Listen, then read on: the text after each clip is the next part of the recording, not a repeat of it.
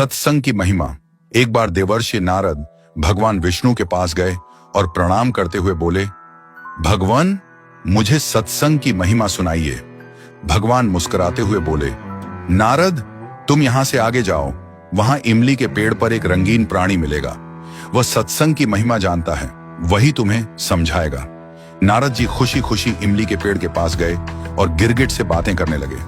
उन्होंने गिरगिट से सत्संग की महिमा के बारे में पूछा। सवाल सुनते ही वह गिरगिट पेड़ से नीचे गिर पड़ा और छटपटाते हुए प्राण छोड़ बैठा। नारद जी आश्चर्यचकित होकर लौट आए और भगवान को सारा वृत्तांत सुनाया।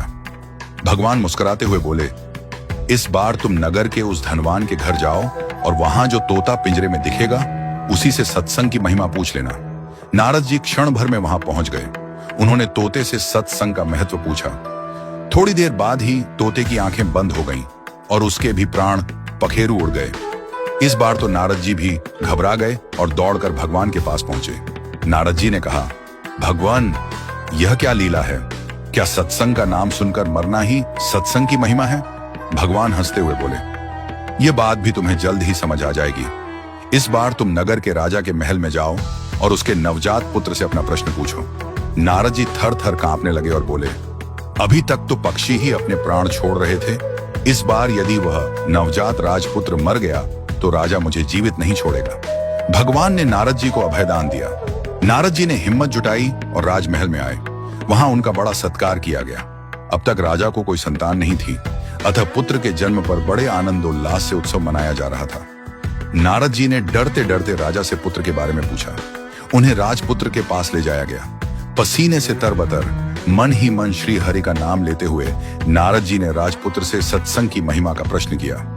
नवजात शिशु हंस पड़ा और बोला, महाराज, चंदन को अपनी सुगंध और अमृत को अपने माधुर्य का पता नहीं होता। ऐसे ही आप अपनी महिमा नहीं जानते, इसलिए मुझसे पूछ रहे हैं। वास्तव में आपके क्षण भर के संग से ही मैं गिरगिट की योनि से मुक्त हो गया।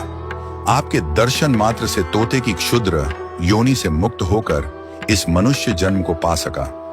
आपके साथ थोड़े से समय के सत्संग से मेरी कितनी ही योनियां कट गईं और मैं सीधे मानव तन में ही नहीं पहुंचा, अपितु राजपुत्र भी बना। यह सत्संग का ही अद्भुत प्रभाव है। हे देव, अब मुझे आशीर्वाद दें कि मैं मनुष्य जन्म के परम लक्ष्य को पा सकूं। और बालक ने भगवान का नाम जपा, ओम नमो भगवते वासुदेवाय। भगवान विष्णु दूर वैकुंठ में मुस्कुरा रहे थे। उनकी मुस्कान में यह संदेश छिपा था, जितना समय तुम भगवान और भक्तों की संगति में बिताओगे उतना ही जल्दी तुम्हारे भीतर का अंधकार मिटेगा। सत्संग वह प्रकाश है जो जीवन का मार्ग बदल देता है।